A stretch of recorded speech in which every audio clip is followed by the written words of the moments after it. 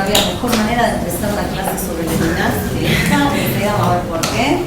Hago un paréntesis nada más para los que no estuvieron en la clase anterior que yo había dado sobre Google. Mi nombre es Ivana Rabinovich, soy profesora aquí en la facultad, soy investigadora de filológica. Mi tesis doctoral sobre Levinas me la dirigió el doctor Dussel y quedó en este libro que se llama La huella en el palincesto, lectura feminista. Y decía que no hay mejor manera de empezar la clase porque, bueno, Levinas va a definir, va a hablar mucho de distintas maneras del término primero. Y evidentemente hoy primero no fue la clase, ¿no? Primero hubo otras palabras. Levinas se conoce como un, bueno, lituano, nacido en 1906, en Godno y muerto en 1995 en París, filósofo que escribió toda su obra en francés. Planteó como filosofía primera a la ética. ¿Sí? No se peleó con Aristóteles, no dijo que no tiene razón que la metafísica sea filosofía primera, pero dice que la metafísica es ética, porque es aquello que está más allá de mi propio cuerpo, de mi propia fisis, que es el otro. ¿Sí? Y el otro está primero, y aquí el otro estuvo primero. Y el otro que aparece primero porque viene a hablar en nombre de otros que estuvieron primero que él, ¿no? Como en el caso del reclamo que escuchamos recién.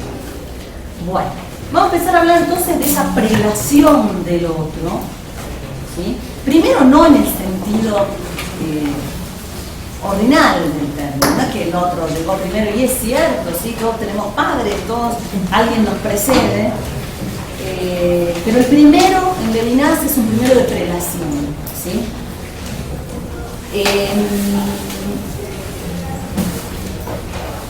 Levinas va a tener, digamos, ustedes tal vez conozcan algunos textos de él, y lo que vamos a ver al principio es de algún modo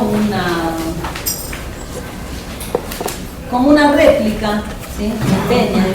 Vamos a ver algunos puntos en los que se puede llegar a relacionar con Benjamin, si bien ni Levinas escribió sobre Benjamin, ni mucho menos Benjamin sobre Levinas, porque Benjamin muere en el 40 y el primer trabajo de Levinas publicado en el año 30, no hay conocimiento.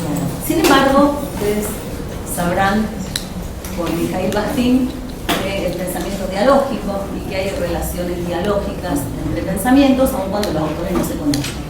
Dice Bakhtin, cuando dos autores trabajan, se preocupan por una misma idea, aún para decir cosas contrarias, hay una relación dialógica entre sus pensamientos. Bueno, vamos a ver algo de la relación dialógica entre Levinas y Benjamin, y bueno, después lo que me interesa a mí es ver qué lugar tenía el diálogo, tiene el diálogo en el pensamiento de él, las implicancias políticas de acuerdo a la relación que plantea entre ética y política. Pero para eso, bueno, no me adelanto y empezamos por definir a la filosofía primera, siguiendo Levinas, como ética. Y una ética que es una ética heterónoma, ¿sí? Donde la palabra heteronomía, ¿sí? No es aquello que para Kant es erróneo, ¿sí? ¿Sí? La regla la pone el otro, ¿sí? Porque me precede. Y no es un caso de alienación, ¿sí? Nosotros nacemos y somos pensados antes de nacer en una lengua que recibimos, ¿sí?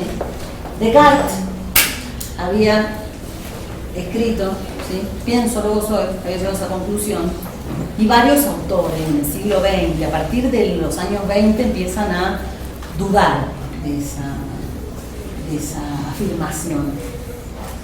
Bakhtin, ¿sí? El ruso, en el año 17 escribe: yo no puedo decir yo soy, solo puedo decir yo también soy. Si lo estoy diciendo en la lengua de otro, evidentemente yo pienso en una lengua que me fue legada por otro, y entonces es una desmesura pensar yo soy como si estuviera sola, ¿sí? Como si fuera ex nihilo. Un autor mucho menos conocido, le pongo el nombre acá porque es un autor que hay que tener en cuenta y que se llama Eugen Rosenstock-Huessy.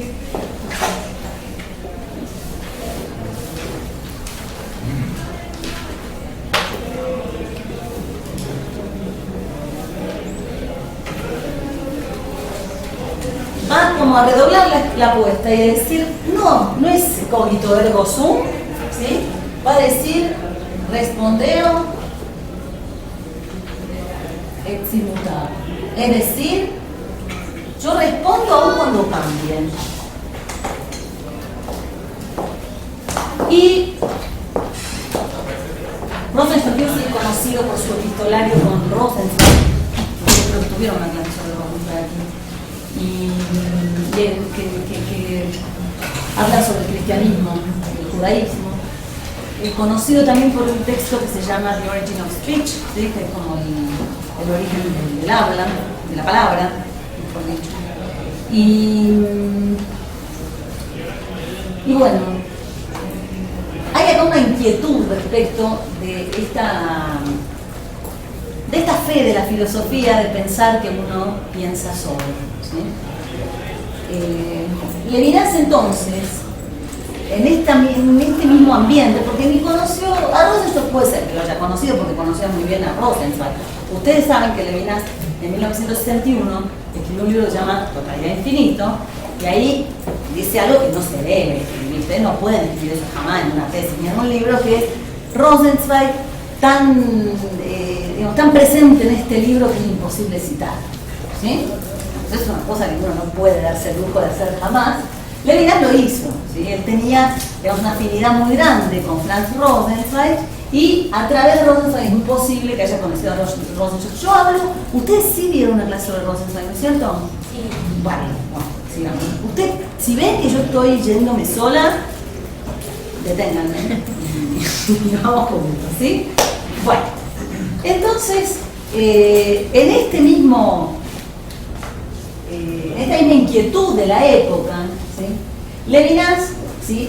Tenemos no solo a Levinas ya más tarde, tenemos también a Buber y a Rosenzweig, ¿sí? A Buber en especial, ustedes saben que lo mismo en la clase pasada, su libro de 1923, Yo y tú, ¿sí? Plantea al sujeto siempre en relación con otro, ¿sí? Relaciones yo-tú, que son recíprocas, simétricas, ¿sí? Y relaciones yo-ello, que son relaciones sujeto-objeto, ¿no? Para hacerlo más corto. Levinas, conociendo todo esto, sigue con esta preocupación y va a querer distanciarse de Buber, ¿no? Tiene una relación de amor y odio que vamos a ver al final de la clase, porque es así. Y Levinas va a seguir en este impulso, ¿sí? De pensar al sujeto en relación y a pensar la palabra sujeto literalmente. Sujeto puede ser un participio pasado, ¿sí? Como sujetado al otro, estoy sujeto a, ¿no? Bueno, a pensar al sujeto como alguien sujetado a su relación con el otro y no como aquel que sujeta al objeto, ¿no? Bueno, Levinas conocía, por supuesto, el texto de Heidegger, ¿no? De la imagen del mundo, ¿no? Y entonces, donde Heidegger cuenta cómo entre los griegos era al revés, ¿no? Subyecta era justamente toda la naturaleza, ¿no?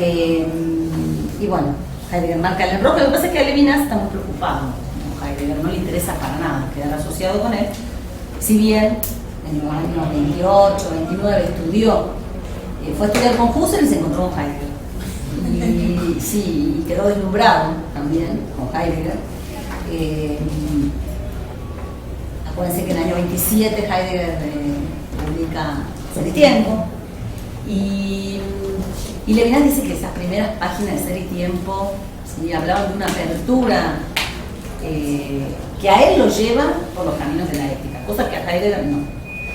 Ahora, el problema es que para evitar eso, no es mío, pero yo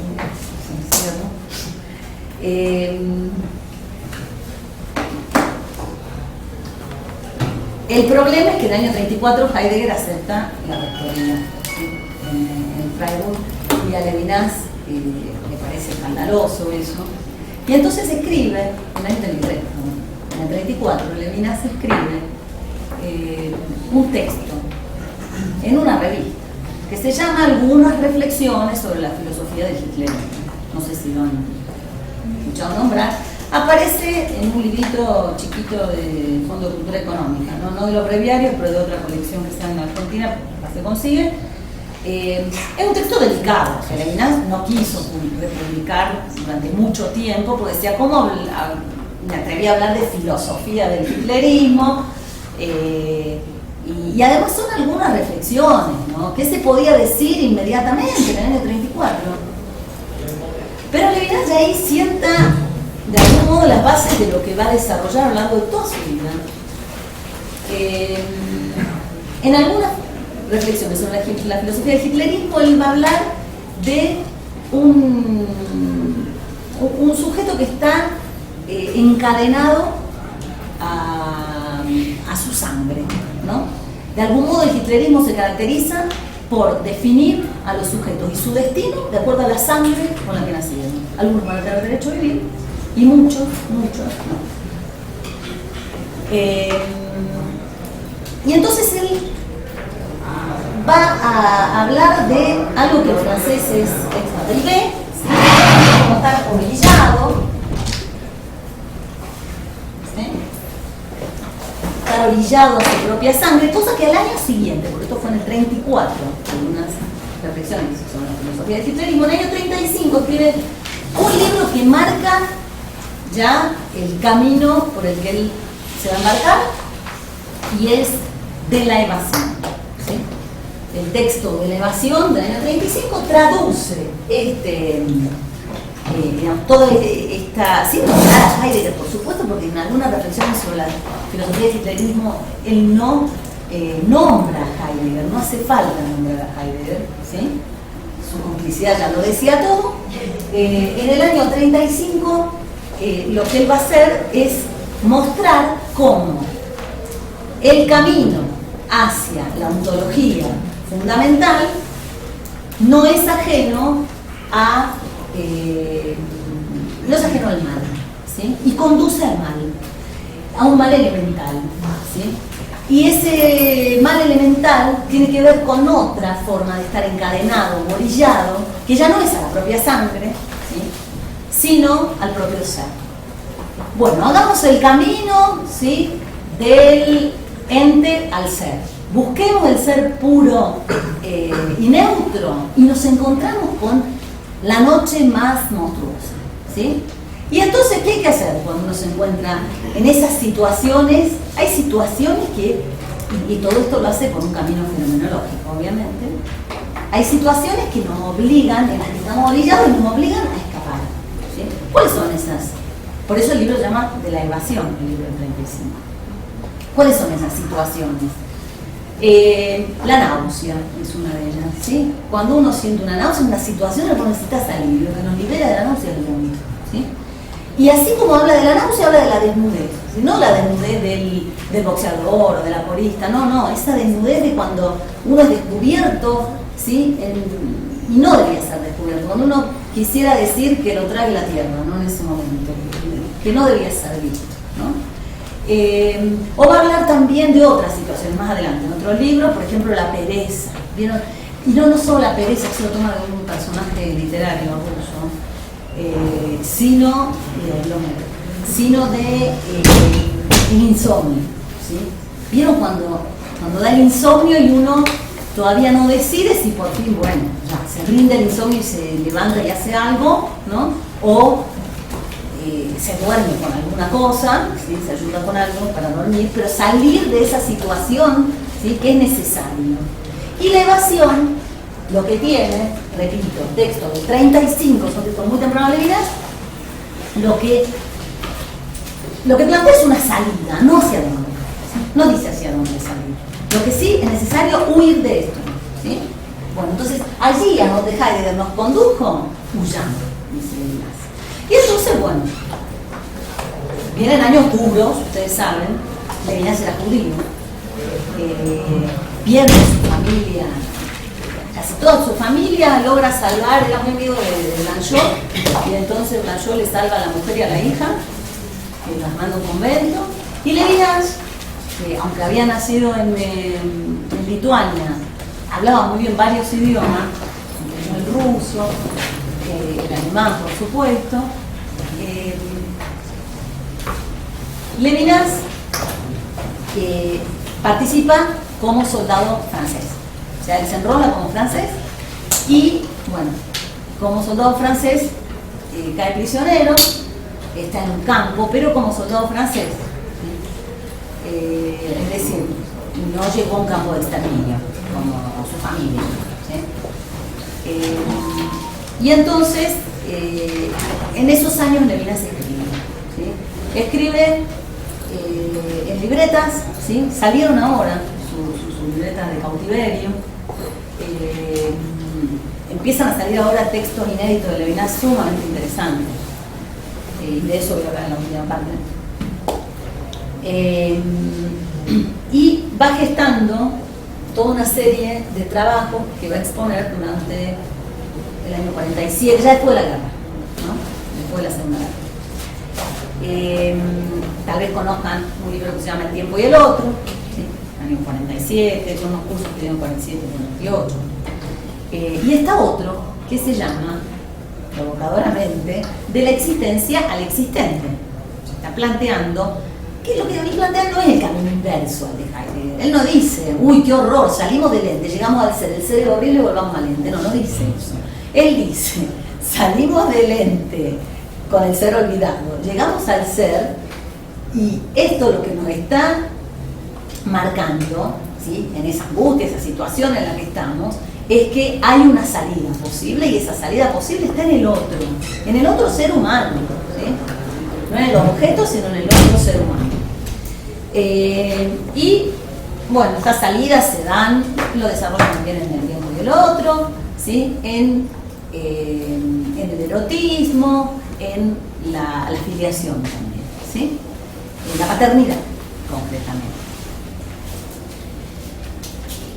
En los años 47, Levinas, bueno, sale recupera a su mujer y a su hija, ¿no? Sale, da unos cursos en un colegio filosófico que dirigía Jean Val, y va y trabaja paralelamente como maestro de maestros hebreos, ¿sí? Él va a formar maestros hebreos. La escuela se llama Escuela Normal Israelita Oriental, venían alumnos de Magreb, ¿sí? Del norte de África, que se formaban y aprendían el hebreo en este colegio que dirigía Levinas. Entonces empiezan paralelamente a manejar algo que él no quiere de ninguna manera mezclar, pero que obviamente recorre un montón de vasos comunicantes que, por un lado, su trabajo filosófico y por otro lado su trabajo en materia judaica, ¿sí? En la enseñanza, con la lengua hebrea, con las fuentes judías. Sin embargo, como les decía, me parece que a pesar de que él lo plantea paralelamente, que él edita en editoriales, publica en editoriales distintas los textos, las relaciones son muchas y vale la pena detenerse en ellas. Y por ahí es donde me parece que hay un acercamiento posible con Benjamin. Porque sí, bien hicieron en tomar una clase sobre Rosenzweig con Benjamin, porque está muy presente también en Lenin. Lenin va a hablar, al final de su vida, de un texto que se llama Firma, ¿sí? Signature. Él va a decir que tres fueron, digamos, sus preocupaciones y que conciernen al tiempo, al lenguaje y a la subjetividad.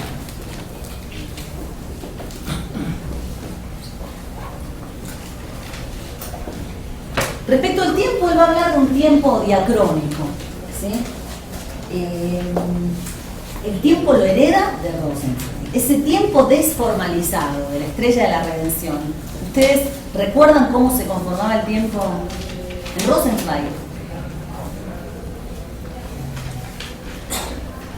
No sabe contestar. Bueno, vamos a hacerlo muy rápidamente aquí en Rosenzweig, un costadito de lo. Bueno. Sí, esto está en la estrella de la redención.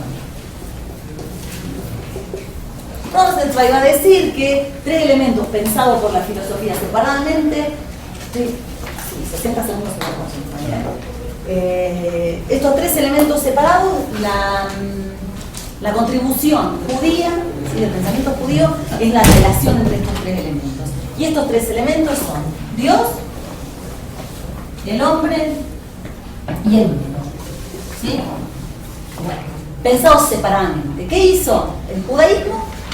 Sí, porque él estaba en crisis. Cuando él se escribía con Rosenzweig le había prometido que se iba a convertir al cristianismo.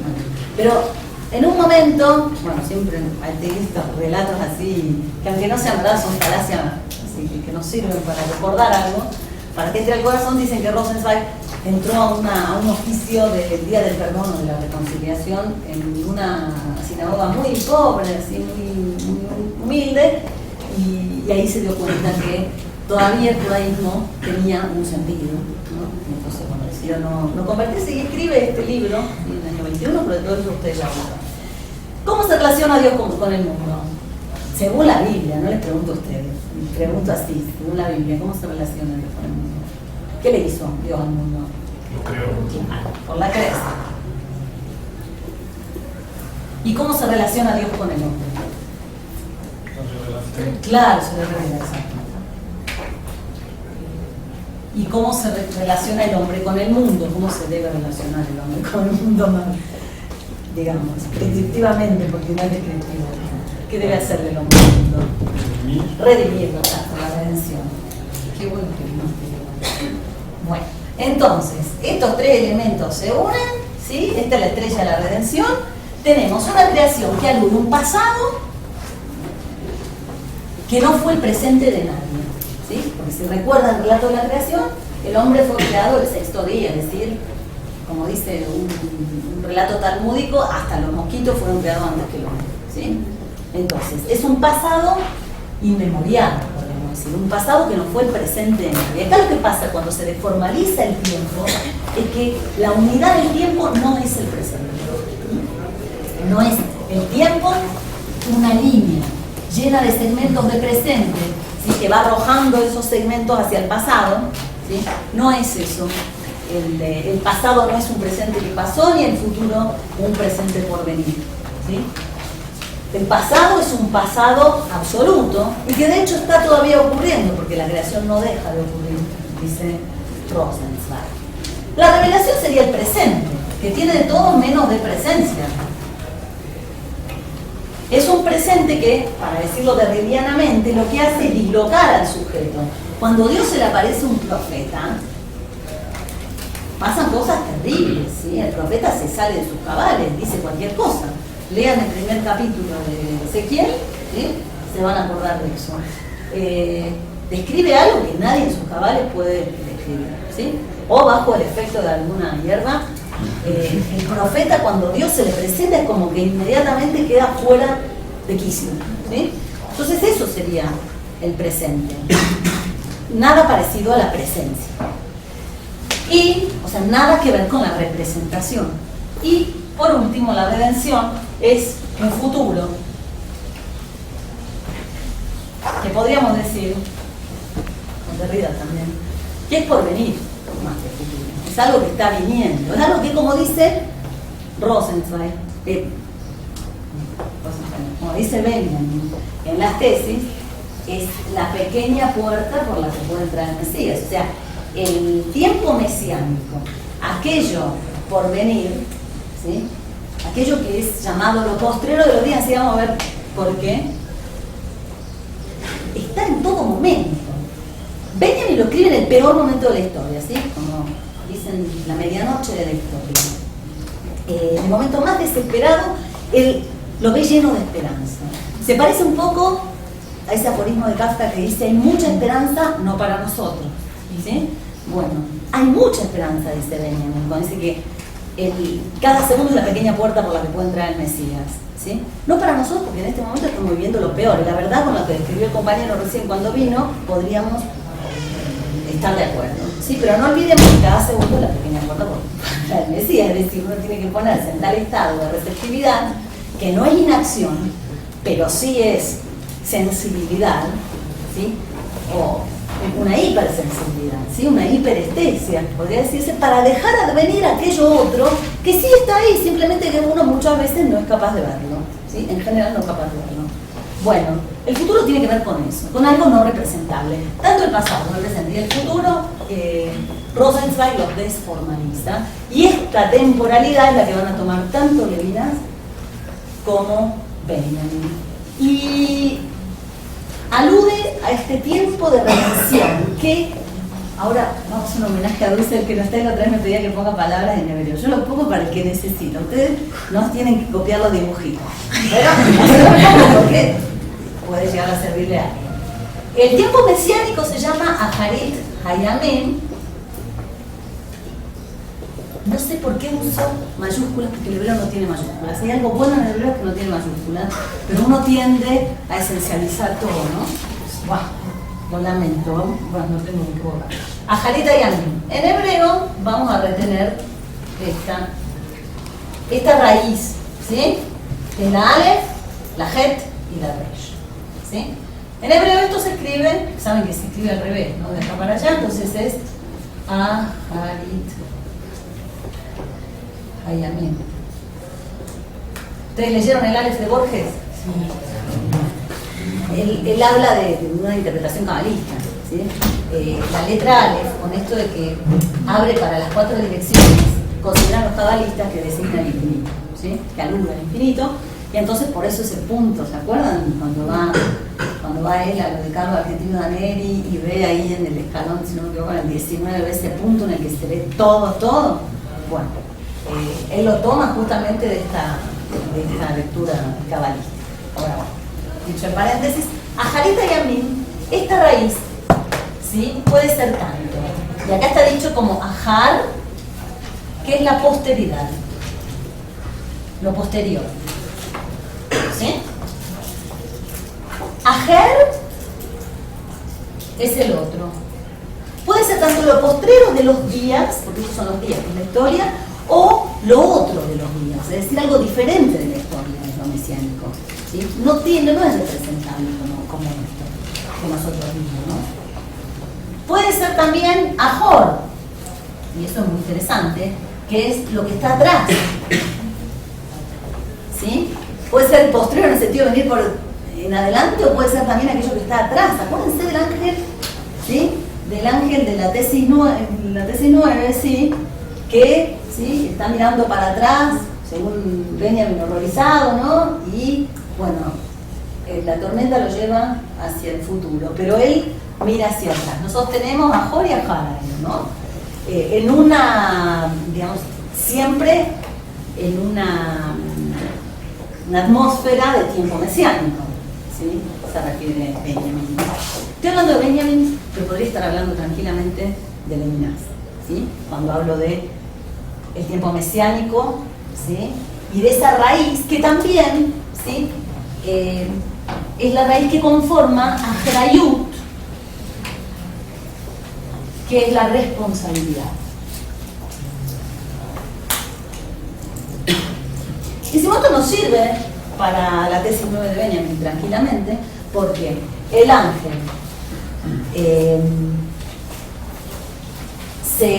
digamos, horrorizado por aquello que queda atrás,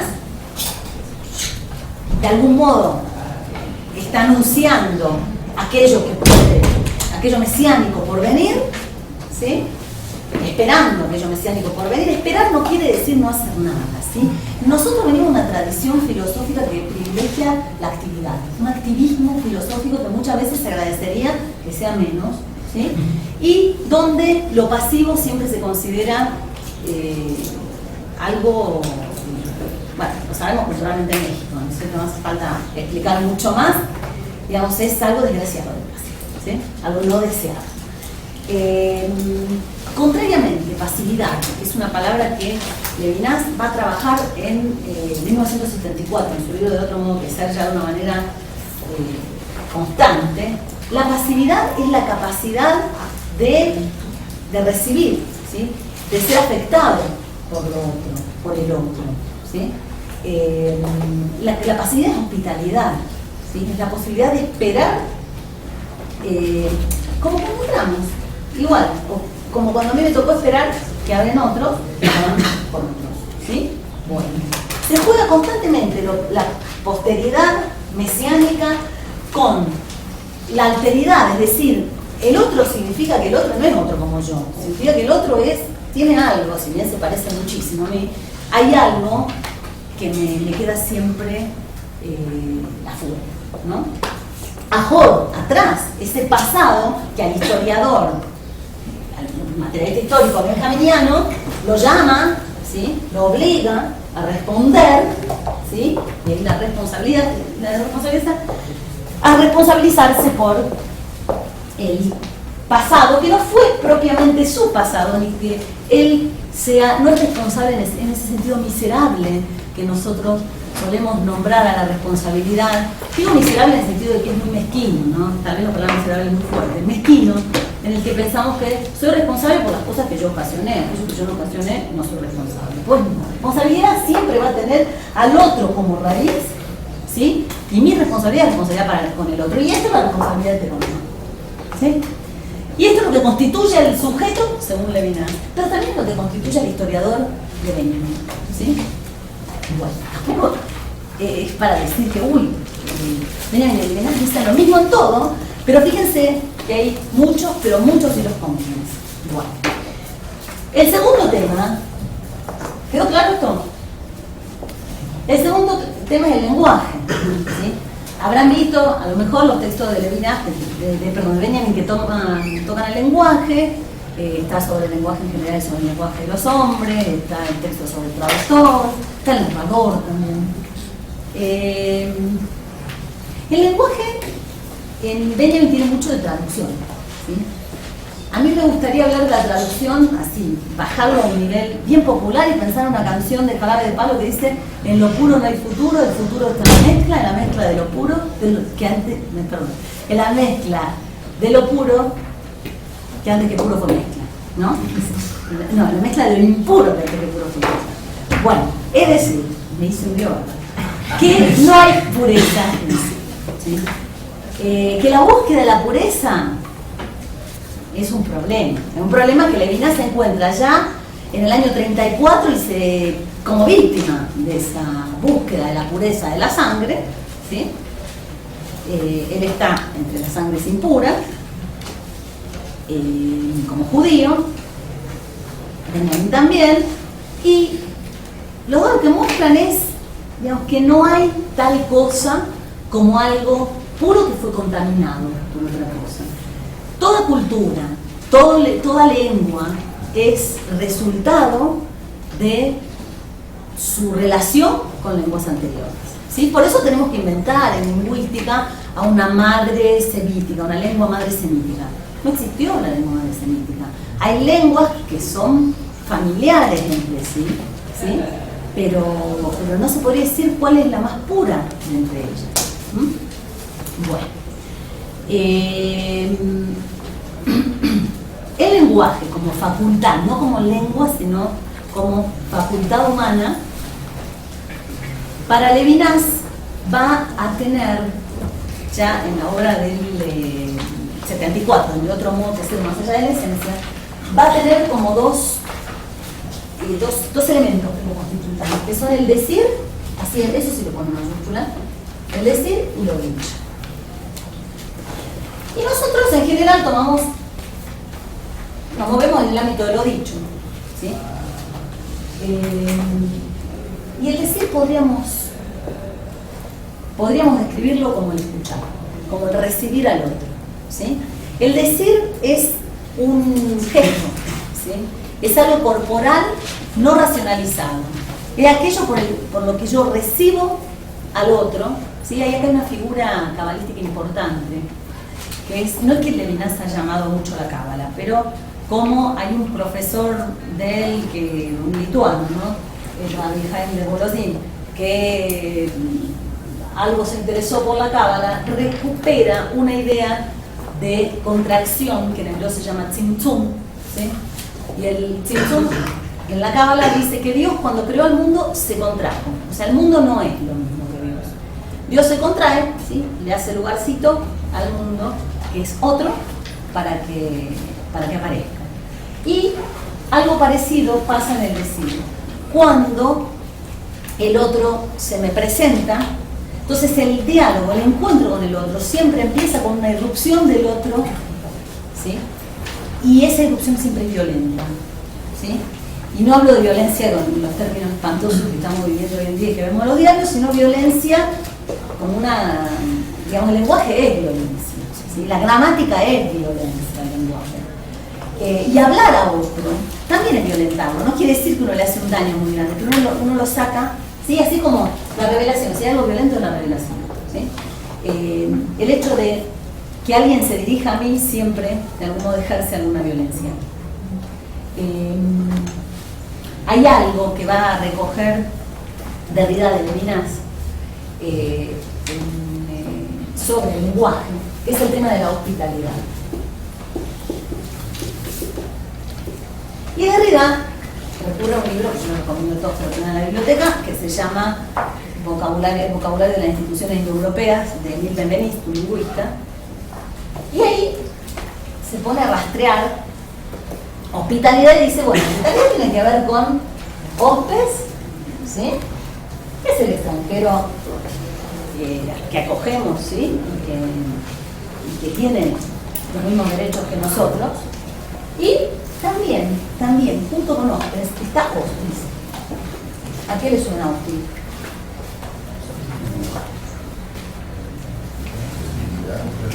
Hostilidad, claro, hostilidad. O sea, es muy.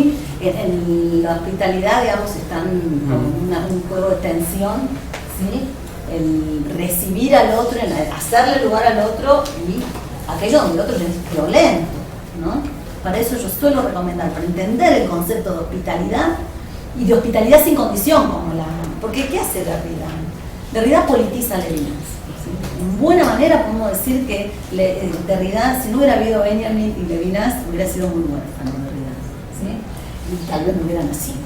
Y entonces, su pensamiento, obviamente, va a entender esta hospitalidad como una hospitalidad sin condición. Él lo va a después ya decir directamente en términos políticos, ¿no? La relación con el otro en Occidente debe ser de hospitalidad sin condición y eso es dificilísimo, ¿sí? Para eso yo suelo recomendar mucho una película, se lo pongo entre paréntesis porque obviamente esto es una palabra aramea, ¿sí? Esto es una H. En esta película, que se consigue con facilidad y es muy barata, van a encontrar un caso de hospitalidad extrema. Porque hospitalidad no es decirte, ven a mi casa, te recibo 3 días, al cuarto te vas. Digamos, eso no es hospitalidad. Eso está bonito, está muy bien, pero eso no es hospitalidad. Hospitalidad es que el otro llegue y que el otro disponga y decir, como se dice tan seguido por acá, mi casa es tu casa, pero de verdad. ¿Sí? Bueno. Entonces, les recomiendo muchísimo ver esta película porque es excelente, porque no está actuada por actores, sino son los mismos religiosos los que la actúan, y es sobre el precepto en la fiesta de las cabañas, en Sukkot, de recibir visitas y convivir con ellas en las cabañas, ¿sí? Cuando un religioso, los religiosos judíos muy frecuentemente, los de distintas religiones, suelen ser personas que se dedicaron al crimen anteriormente. Bueno, este señor tiene un pasado bien oscuro, se vuelve religioso ortodoxo y, bueno, recibe en Sukkot, donde hay que recibir gente, a 2 compañeros de su pasado que vienen escapados de la cárcel. Bueno, y le toca ahí hacer una prueba de hospitalidad, ¿sí? Bueno, el lenguaje es hospitalidad, va a decir Levinas en el año 61, en Totalidad Infinito. va a hablar de un traumatismo del asombro que produce la palabra del otro, ¿sí? Como una herida me pega la palabra del otro por el asombro, y el asombro que esto en el modo de francés tiene que ver con los truenos, ¿no? Con algo así que simbra. Y ustedes saben que en el año 61, cuando él escribe Totalidad Infinito, que es donde dice que la ética es filosofía primera, donde va a hablar del otro, ¿sí? De esa relación con el otro, va a hablar del hijo, va a hablar de la relación con la mujer, en fin. Va a hablar también de la paz. Porque empieza preguntándose, ¿sí? Si la filosofía, digamos, no es si la ética no es una farsa, y bueno, justamente quiere mostrar que no lo es. Y cómo debe cuidarse la ética de la política, ¿no? Va a hacer una separación. Y en el año 61 entonces escribe todas estas cosas, define al lenguaje como hospitalidad y como traumatismo del asombro, y en el 63 Derrida, que era un muy buen lector, escribe un artículo bastante duro que se llama Violencia y Metafísica. Y ahí él dice, empieza diciendo que leer a Levinas estremece, ¿sí? Hace temblar. Como le dijo después Levinas a Derrida, usted primero me anestesió y después me operó, porque empieza diciendo eso y después, bueno, empieza a criticar ni más ni menos que el lenguaje en el que Levinas escribe Totalidad Infinita. Porque lo que dice es que todas esas ideas de algún modo están traicionadas por ese mismo lenguaje en el que las dice. Y entonces, durante 13 años, durante 10 años, digamos, Levinas se va a dedicar a reescribir eso mismo que escribió en Totalidad Infinito. Y no porque en Totalidad Infinito esté mal, sino para poder decirlo de otro modo. Y entonces escribe en el 74, publica De otro modo que ser o más allá de la esencia. Ya el título es gramaticalmente incorrecto, ¿sí? De otro modo que ser no es otro modo de ser, ¿sí? Y entonces empieza como a darle la vuelta a la lengua de Descartes, ¿sí? Y a mostrar esta parte, ¿no? La parte rugosa, la parte... a pasarle el cepillo contra, ¿sí? Y entonces va a hacer algo que a mí me gusta siempre recordar, lo que escriben Deleuze y Guattari sobre Kafka. En ese libro Kafka por una literatura menor, dicen que Kafka estiró tanto el alemán, ¿sí? Lo extrañó tanto que le dio al grito una sintaxis. Bueno, algo parecido le hace Levinas al francés en este libro del 74 que se llama De otro modo que ser o más allá de la esencia. Y bueno, más allá de la esencia. Y entonces, de otro modo que ser o más allá de la esencia, va a hablar del lenguaje como esta conjunción del decir y lo dicho, ¿sí? Donde lo dicho ya de algún modo desdice al decir, dice la repetición. El hecho de ya formular la palabra al otro es de algún modo traicionar esa hospitalidad original que hay en el decir, que a mí me gusta simplificar como escucha. El decir es poder escuchar al otro. Es ese primer momento en el que el otro se aparece. Es entender que mi palabra dada al otro, ¿sí? Es tanto la palabra empeñada, como solemos decir, palabra dada, ¿no? Es palabra cumplida, ¿sí? Es una palabra empeñada, pero también dar la palabra es dejar que el otro hable primero, ¿sí? Y eso es el decir, entender que mi palabra siempre va a ser respuesta, nunca va a ser primera, ¿sí? Porque primero va a ser aquella que me viene del otro. Todo esto, imagínense que tiene unas resonancias políticas enormes, pero Levinas, como no quiere meterse en política, dice, no, yo no hago filosofía política, yo hago ética, porque la política finalmente termina siempre traicionando a la ética, entonces yo prefiero que estén separadas, y bueno, el mal menor es la república, la democracia, bueno, no sé, termina por el liberalismo político de una manera, realmente dilapida todo eso que va creando con tanto cuidado en el campo de la ética, y que urge traducir a la política, ese otro, etcétera, que se ha dedicado a cursos bastante a hacerlo, Levinas va a decir, no, cuidemos a la ética, que se separe de la política y que esté ahí como estaban los profetas en la Biblia, que siempre estaban amonestando al rey, que siempre estaba en connivencia con el sacerdote. El profeta no es el sacerdote, ¿sí? El profeta siempre es contrario al poder. Hay una lectura talmúdica que cuenta Levinas de Alejandro Magno, que se encontró con los ancianos del Negev y entonces les pregunta, bueno, ¿cómo puedo hacer para, por medio de la política, hacer el bien? ¿Qué relación tengo que tener con la política? Y ellos le dicen, a la política hay que odiarla, al poder hay que odiarlo, al poder hay que odiarlo.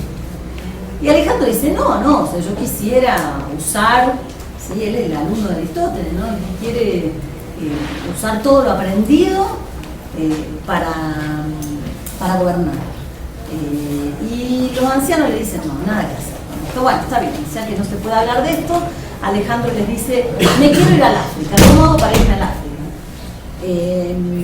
Y entonces los ancianos le dicen, no, ¿qué va a ir al África si es un continente oscuro y está todo poblado por mujeres? Y entonces Alejandro insiste en ir al África y le estoy contando un midrash. El midrash siempre es una ficción, ¿saben? Pero es una ficción veraz. Y entonces él insiste y le dicen, mira, el único que te puede conducir al África es un asno, ¿sí? Tienes que atarlo, ¿sí? E ir sobre él, cuando lo ata, llega al África y efectivamente es un continente oscuro poblado solamente por mujeres. Cuando llega él, las mujeres lo ven con sorpresa y él les dice, he venido a conquistarlas. Y ellas le dicen, mira, si nos matan, van a decir que mataste mujeres, si te matamos, van a decir que te mataron mujeres, o sea, con nosotras eso no va. Y entonces Alejandro, ya desesperado, le dice, bueno, tráiganme pan y queso, y le traen una bandeja de oro con pan de oro y queso de oro. Y Alejandro tenía hambre, y entonces le dice, no, pero yo quería pan y queso para comer, y ellos le dicen, y viniste a buscar lo que ya tenías. Y entonces, bueno, termina así el midrash, ¿sí? Mostrando que tenían razón los ancianos del Negev y que al poder hay que odiar, ¿sí? Eso piensa Levinas, tal cual. Bueno. Pero van a ver que no es tan bonito. Después vamos a ver cuando se ve obligado a decir sus ideas políticas, se empantana cada vez más.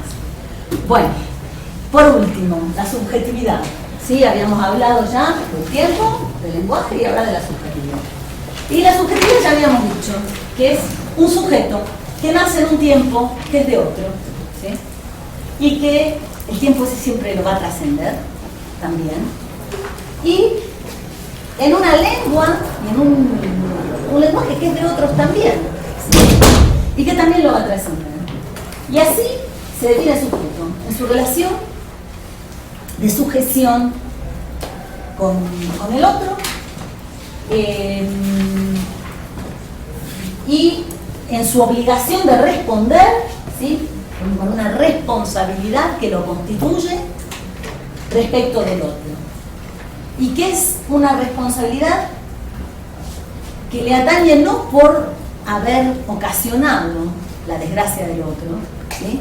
Sino por el solo hecho de estar aquí, ¿no? La palabra justicia y la palabra caridad en hebreo tienen una raíz común. La palabra justicia es tzedek y la palabra caridad es tzedakah.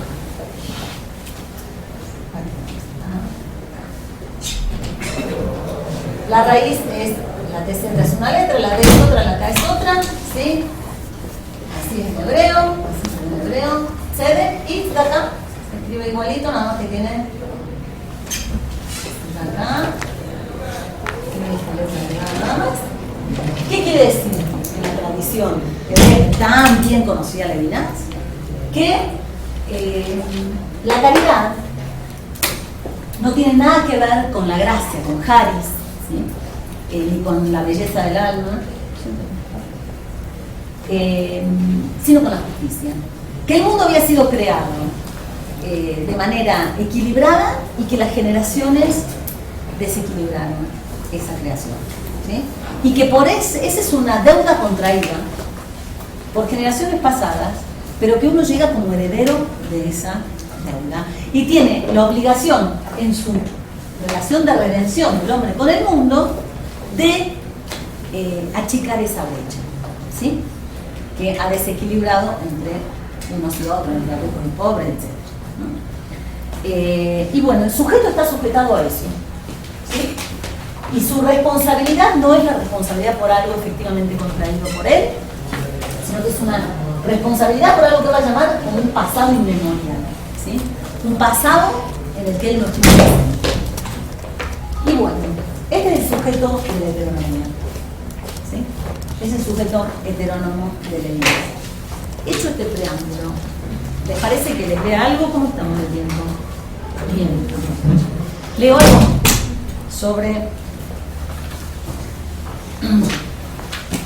Me voy a detener en el lenguaje, porque traigo otra cosa mucho más larga.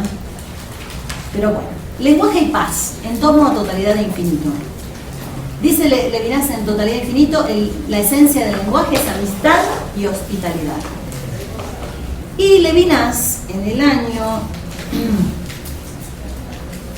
48 escribe: superar la exterioridad de la guerra que divide a las personas sin quitarle a las personas esta exterioridad esencial de su trascendencia, insistiendo consecuentemente en la relación metafísica de persona a persona, que a la vez separa a las personas y las une por el diálogo, es decir, por la moral, sin englobarlas en una totalidad.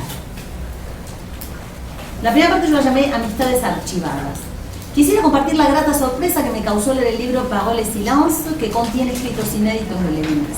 Entre estas pequeñas hojas de anotaciones se archivó una proximidad de pensamiento que más tarde el filósofo quiso sacrificar. Ustedes saben que en Totalidad Infinita, que de otro modo que ese, el libro del 74, Levinas va a definir a este sujeto, ¿sí?, como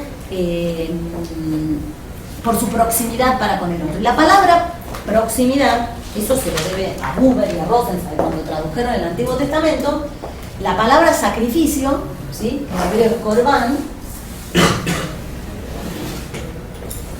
en vez de seguir con la traducción que deriva del latín, ¿no?, que nos lleva hacia el tema de lo sagrado, recuperaron la raíz hebrea. La raíz hebrea se mete en 3 letras, ¿vieron? La raíz hebrea que designa la proximidad, ¿sí?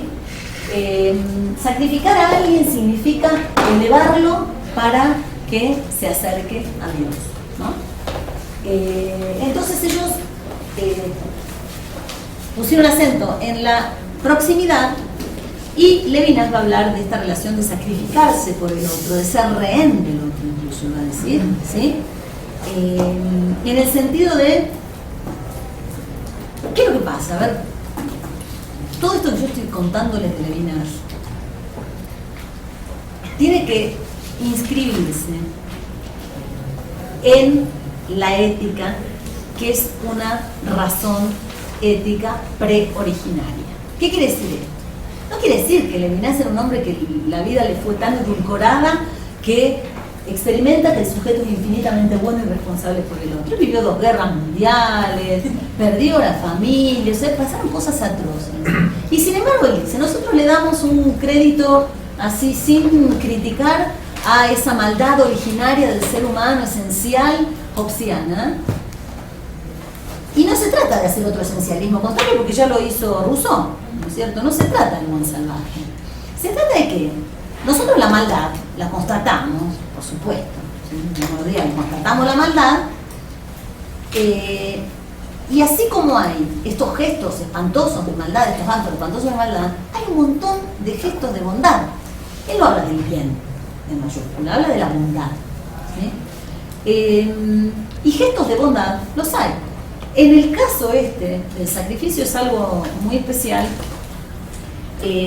Cuando uno da por no delatar a otro, y eso ocurre muy seguido en la dictadura, cuando a alguien le toca delatar, hay quien se quiebra y no puede no delatar, no lo hace por maldad, y hay quien logra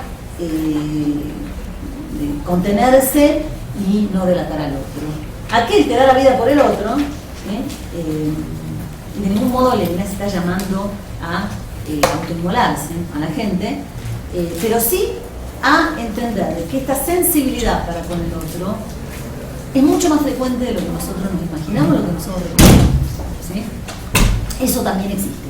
Y entonces, a partir de estos gestos, estas chispas de bondad que hay en la historia, va a tratar de construir una hipótesis preoriginaria, por supuesto, así como no existe ni el buen salvaje ni el hombre lobo del hombre, ¿sí? No existen como tales, sino que son hipótesis esas esencialistas. La de él, no esencialista, es una hipótesis también, y él lo va a llamar razón ética preoriginaria. ¿Por qué es una racionalidad? Pero es una racionalidad no lógica, que no es del tercero excluido, sino del tercero incluido, ¿sí? Y que es profundamente humana. Entonces, todo esto que yo les digo, porque a veces en un momento la gente lee a Levinas y dice, bueno, no, pero basta, ¿no? ¿Por qué uno tiene que responder por el otro? ¿Por qué tan exigente? ¿Sí?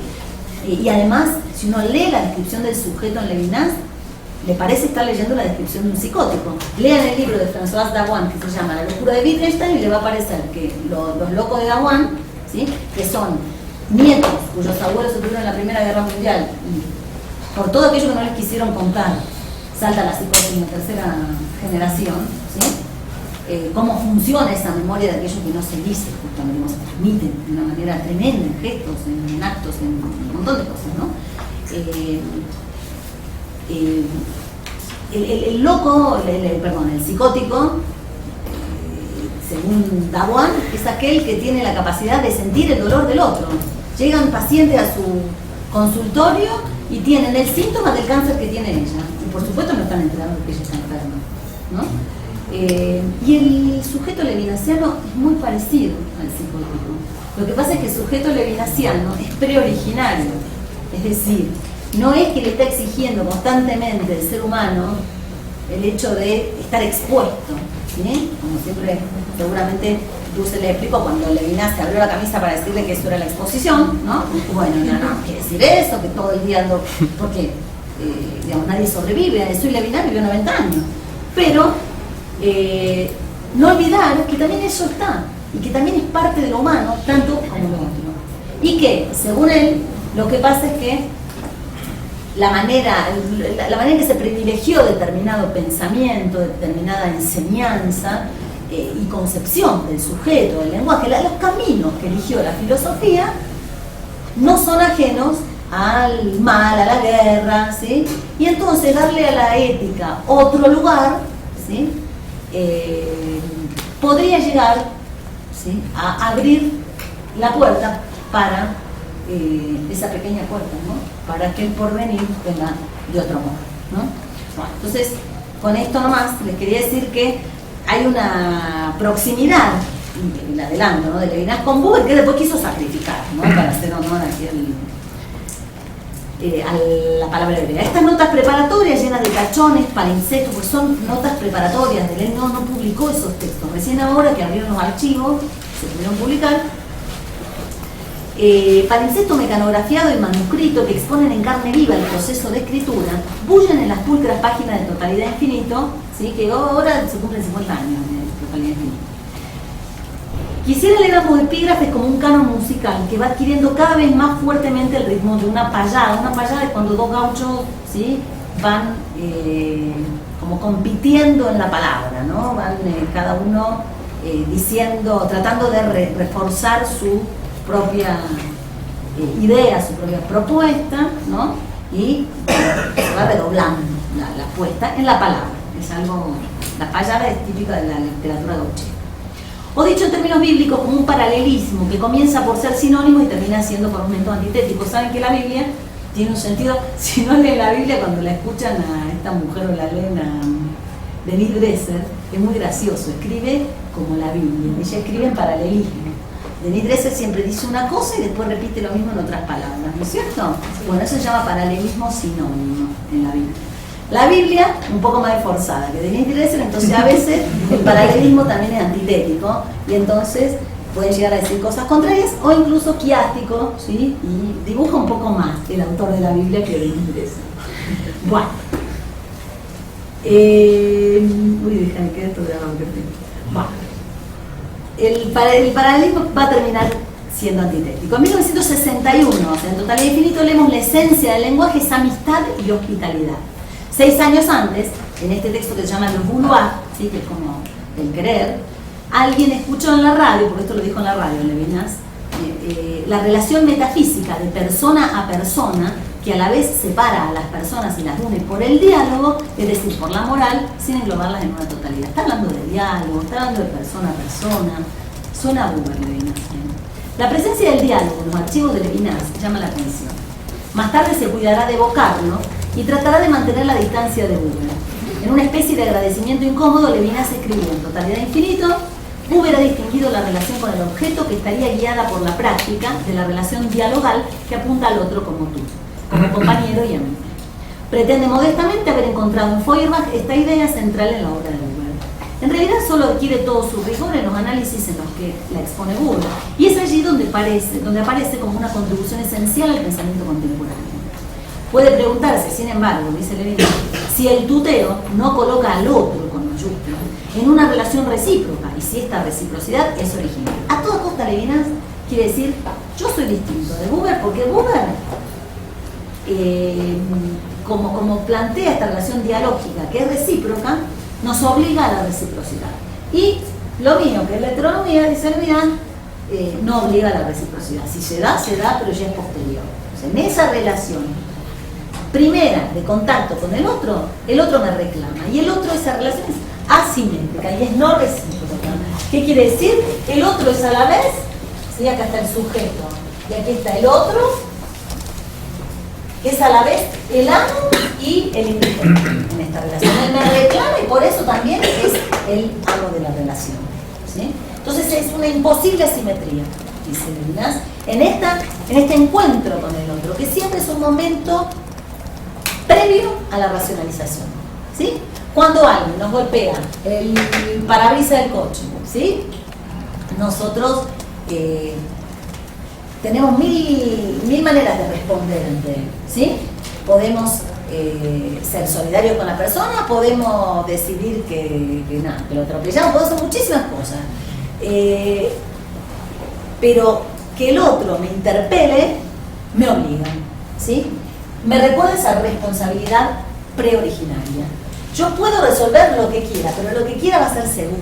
Lo primero fue el recuerdo de la responsabilidad, ¿sí?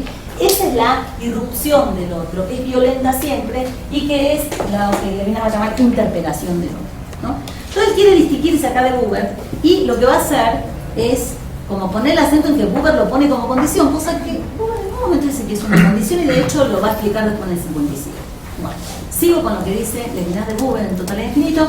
Dice: por otra parte, la relación yo-tú conserva en Buber un carácter formal. Puede unir al hombre a las cosas como el hombre al hombre. El formalismo yo-tú no determina ninguna estructura concreta. Yo-tú es acontecimiento, choque, comprensión, pero no permite explicar, tan solo como aberración, caída o enfermedad, una vía distinta a la amistad.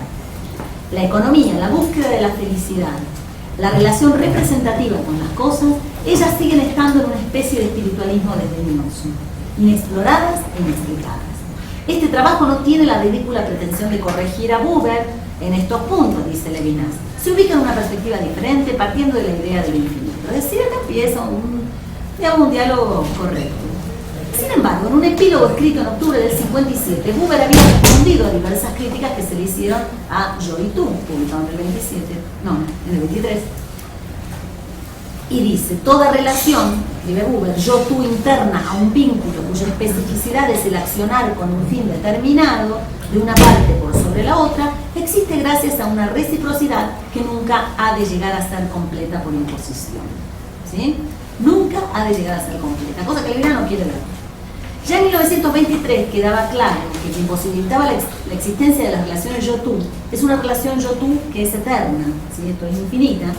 Y esto es lo que Levinas no acepta: la reciprocidad, así como la mera insinuación de simetría entre el hombre y Dios. Esa sola idea resulta escandalosa al judío lituano, que se hace eco en el siglo XX de la excomunión del movimiento jasídico, tal como lo hiciera en sus tierras natales el Gaón de Vilna 2 siglos antes, en 1777-1781. En el mismo texto aclaratorio, Buber dice: nótese que no preguntamos por Dios, sino por nuestra relación con Él. El tema es que toda la separación y la lectura injusta que hace Levinas, hace varias lecturas injustas, yo ahora me voy a buscar a Buber, de Buber, tiene que ver, en el trasfondo tiene esta excomunión que en el siglo XVIII, en el lugar donde nació, ¿sí?, en Lituania, se había producido. Porque surgía el movimiento jasídico, que era un movimiento que planteaba una relación directa con Dios, ¿sí?, no mediada por la lectura del texto, por la plegaria solamente, sino que la plegaria podía ser también tener la forma de la danza o de la música. Y al Gaón de Vilna le parecía aberrante otra forma que no sea la estricta forma tradicional de iniciar el proceso de lectura a los 4 años, ¿sí?, estudiar la Torá y después seguir con el Talmud, etc. La realidad así es que no todo el mundo pueda hacerlo, y entonces hubo corrientes no intelectualistas que fueron combatidas, por ejemplo, por este maestro, ¿sí?, del Quereda, ¿no?, porque obviamente 2 siglos antes, Levinas. Por modo, Levinas se siente el Gaón de Vilna excomulgando al hasidismo en la pluma de Buber.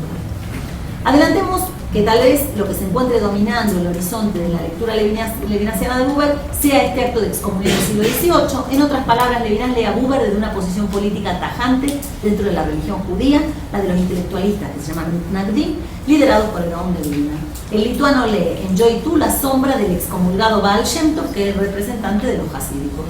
Por eso el lituano redobla la exigencia y entonces en Totalidad Infinita escriben: la relación del lenguaje supone la trascendencia, la separación radical, el extrañamiento de los interlocutores, la revelación del otro al yo. Dicho de otra manera, el lenguaje se habla allí donde falta la comunidad entre los términos de la relación, allí donde falta, donde solamente debe constituirse el plano común.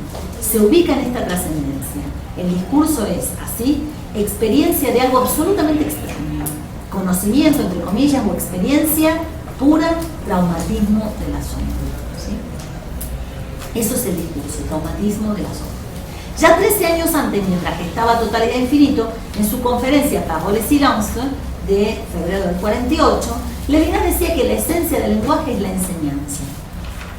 Acuérdense que la palabra Torah, Buber nos recuerda a todos que no es la ley, ¿sí?, el Pentateuco no es la ley, sino que es la enseñanza. La raíz de la palabra Torah es la enseñanza, o la de los padres, ¿no?, en la educación. Y Buber no estaría en desacuerdo con esto. Él consideraba que en la enseñanza también hay diálogo, que el maestro también aprende, o para decirlo palabras de Levinas, cuando éste posibilita que proviniendo del alumno acontezca su traumatismo del asombro. Pero en Buber, esta reciprocidad en la enseñanza no es condición, como a veces pareciera que insiste en leerlo Levinas.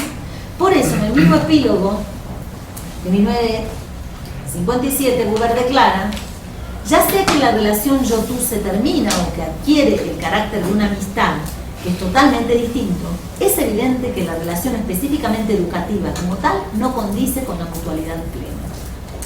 Levinas acentúa más la trascendencia propia de la palabra que enseña en el imperativo del pasado, en un texto que también se llama l'enseignement, la enseñanza.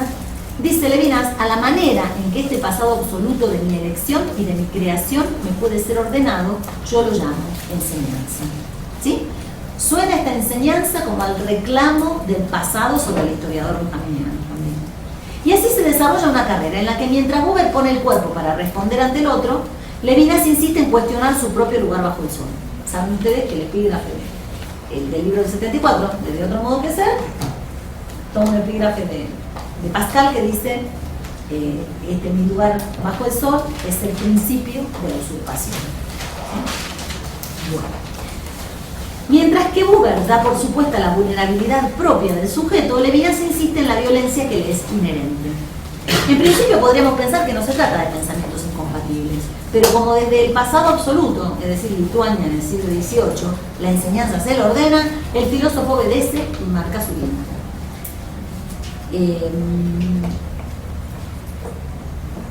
Bueno, dejo esto. Levinas dice que en totalidad, en otro texto, ¿no? Él va a hablar de una diferencia que tiene con Buber, y que el aporte de Buber a la teoría del conocimiento fue basar la experiencia en el encuentro, ¿no? Pero él critica la reciprocidad de las relaciones YouTube, porque le parece que limita la generosidad. La generosidad debe ser ilimitada. Esta parte se llama diálogo y paz. Es sabido que tanto diálogo como paz, que es una cosa que hemos citado antes en el epígrafe, son palabras secuestradas por políticos belicistas. Sin embargo, fíjense nomás lo que pasa en la ONU cuando se discute el derecho de Palestina, ¿sí?, a ser aceptado. Se dice que no se puede porque antes hay que hacer el diálogo, ¿no?, y lograr la paz. Entonces, fíjense qué uso de la palabra diálogo, qué manera de mancillar la palabra diálogo y la palabra paz para perpetuar estas condiciones de sitio en las que se encuentra en los territorios palestinos, pensando que en esta relación asimétrica, ¿sí?, y no recíproca, puede pensarse alguna posibilidad de diálogo que lleve hacia la paz, y no el reconocimiento previo del otro como interlocutor, que es lo que se está pidiendo, ¿sí? Ustedes en los diarios saben lo que pasó, ¿no?, con la UNESCO, etc. Bueno, sin embargo, felizmente el sentido de estas palabras no se agota en estos abusos, y tanto Buber como Levinas, de maneras muy distintas, dieron elementos para rescatarlas del abuso. Para eso voy a citar a uno de los dos filósofos, a ver quién adivina cuál de ellos es el autor. Hay uno de los dos que dice: las instituciones fueron edificadas en un diálogo. Desde que comienzan una historia autónoma, renegando de sus orígenes en el diálogo, son inhumanas. Ellas deben ser devueltas a sus fuentes. ¿Quién dice esto? ¿Buber o Levinas? Buber. ¿No es cierto? Pero no. Claro que eso suena a Buber, totalmente. Lo podría haber escrito Buber en el 23, pero no, esto lo escribe Levinas en el 55. Fíjense si no estaba cerca. Si en la parte anterior pudimos rastrear algunas huellas del diálogo en totalidad infinito, vamos a aproximarnos ahora al aspecto político que Levinas, de manera extraordinariamente clara, aborda a través de una crítica a la fraternidad. Ustedes leyeron a Schmitt, ¿sí?, todo de Derrida, política de la amistad, etc. Fíjense Levinas en 1950. Dice: el problema de la colectividad en toda su profundidad comienza solamente cuando nos reconocemos como hermanos. Declararse satisfecho, reconociendo que todos los hombres son hermanos, pensar que no hay problema en la fraternidad, es perpetuar el mal social. Y dice Levinas también: la fraternidad contiene, pues, una rivalidad, no por el alimento o por la tierra, una rivalidad a muerte. Odio de asesino más terrible que odio de ladrón. Odio totalmente desinteresado. No es la libertad del otro lo que me desafía, sino su existencia. Así ve Levinas la fraternidad del año 50, parece Schmitt. Ante este problema, el filósofo de la alteridad dice que el problema de la fraternidad puede resolverse por el fratricidio, por ejemplo, Caín y Abel, o luchando por el derecho a la primogenitura, como Jacob y Esaú. Y dice Levinas: entonces los hermanos se separan, olvidan su fraternidad para volverse extranjeros, es decir, para fundar naciones que cumplirán el asesinato más tarde, que harán la guerra entre ellas o se entenderán en una organización internacional, ¿sí?, la ONU. Hasta acá Levinas. Y sin embargo es posible pensar de otra manera. Dice Levinas: miren, qué lástima que no lo había publicado antes esto, Levinas. El problema consiste en crear una sociedad de hermanos, no elevar la socialidad a la fraternidad, sino la fraternidad a la sociedad. Crear una sociedad a partir de la fraternidad. Eso dice Levinas. En este caso, aclaremos, no se trata de la fraternidad como un valor abstracto o un mero deseo, no es por la identidad, sino por la diferencia que hace a cada uno único, que es posible convivir como hermanos. Se la pasan los padres tratando de explicar por qué los quieren, ¿sí?, que no son repetidos los hijos y por qué cada uno es único. Temas que le creamos. No poniendo el acento en los derechos del mismo, sino del otro. En otras palabras, en el famoso diálogo que reclaman y proclaman los políticos, debe prevalecer y preceder la escucha del otro por sobre la voz propia. La lengua del otro que me obliga a recordar que no hay lengua pura, sino que hablar siempre es traducir. O en palabras de Levinas, El hijo no es jamás hijo único. Pero este es el Levinas que no quería ser conocido ni hablar para todos. No parece ser el mismo que voy a citar a continuación, donde parece que la violenta divergencia religiosa hacia Buber muestra su actualización en la política secular. Para Levinas, cito Totalidad Infinito, la unidad de la pluralidad es la paz, y no la coherencia de elementos que constituyen la totalidad. La paz no puede identificarse, pues, con el fin de los combates que acaban faltos de combatientes, por el fracaso de unos y la victoria de otros, es decir, por los cementerios, los imperios universales. Vamos a ver ahora resonancia de Levinas y Buber en Palestina e Israel hoy. Levinas en 1961 dice: la política se opone a la moral como la filosofía a la originalidad. Y en el 50 había escrito: no quiero poner en duda el valor moral de la nación. Sí, se cuidaba un poco más. Y Buber en abril del 45, pero en Israel, porque Buber en el 38 se fue a vivir a Israel, dice: se acostumbra a ver la moral y la política como dos líneas paralelas que se encuentran únicamente en el infinito. Es decir, que en nuestro mundo concreto no coincidirán en ningún punto, de donde se concluye que es necesario separar de manera estricta y exacta ambas esferas. Evidentemente no se impide a los políticos utilizar conceptos y argumentaciones morales en sus discursos y declaraciones, y ello para dar la impresión, a pesar de esto deseable, de que no existe contradicción entre la política y la moral aceptada. Pero del mismo modo resulta obvio que si uno de los políticos se refiriese seriamente a estos conceptos y argumentos y actuara en consecuencia al establecer sus programas políticos, eso se consideraría peligroso e insensato. Acuérdense, un peligro para mí. En esta idea hay un núcleo de verdad, dice Levinas. Perdón, dice Buber, ojalá lo hubiera dicho Levinas, lo dice Buber en el 45. En esta idea hay un núcleo de verdad, dado que la política es la adecuación del fin y los medios en asuntos de la sociedad. Respecto de las decisiones, es preciso aceptar que no podría haber otro parámetro que no fuera la eficacia de los medios para lograr el fin. Pero esto no quiere decir que no haya lugar para razones morales en las decisiones políticas. Su significado es el siguiente: las razones morales tienen derecho de entrada solo si y en la medida en que se dirijan a la consecución del fin. Eso lo toma de un amigo de él, anarquista, que se llamaba Gustavo Landau. Y aquí viene la traducción. Dice Buber, ya para que se entienda concretamente de qué estaba hablando en el 45, la penetración de los judíos en la tierra de Israel no es una acción inmoral, pero si en la continuación de nuestra penetración nos corrompemos, perderemos en ella el objetivo en cuyo nombre comenzamos, a pesar de todos nuestros deslumbrantes logros, entre comillas.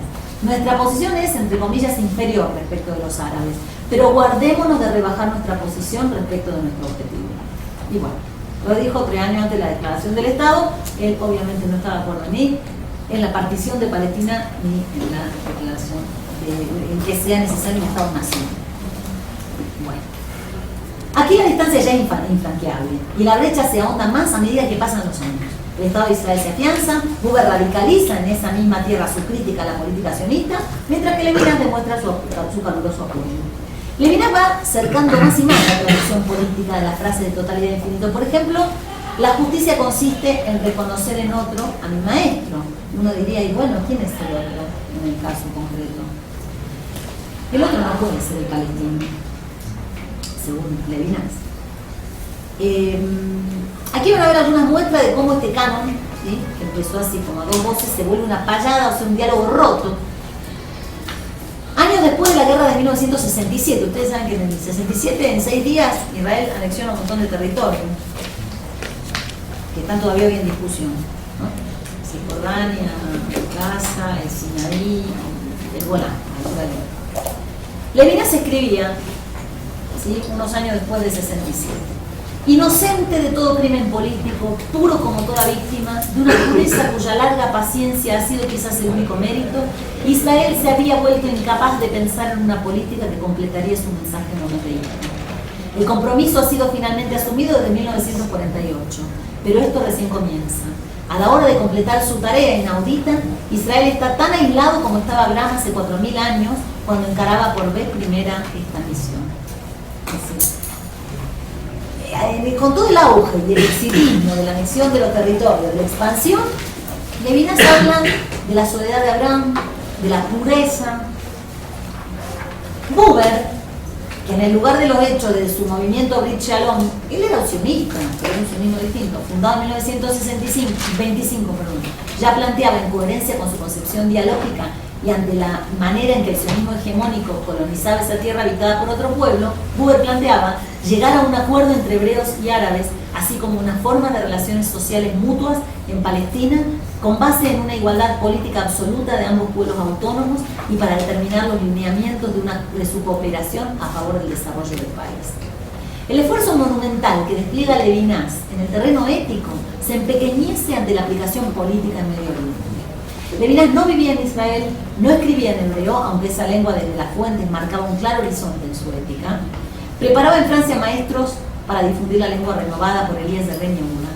El filósofo lituano pensaba que la moral profética podía dar la clave para una invención política propia de la región, demostrando, por ejemplo, con la visita del presidente egipcio Sadat a Jerusalén, palabras de Levinas, la sugerencia de que la paz es un concepto que desborda el pensamiento puramente político. Sin embargo, a la hora en que se hacía necesario evocar el gesto impopular de los profetas, ético y político, como crítica a los abusos de la política, Levinas callaba o prefería de vez en cuando alguna palabra con una prudencia a veces rayada en la complicidad. Es el caso de la entrevista con Alain Finkielkraut, promovida por Salomón Malka el 28 de septiembre de 1982. De ese año 1982 hubo una guerra en el Líbano, ¿sí?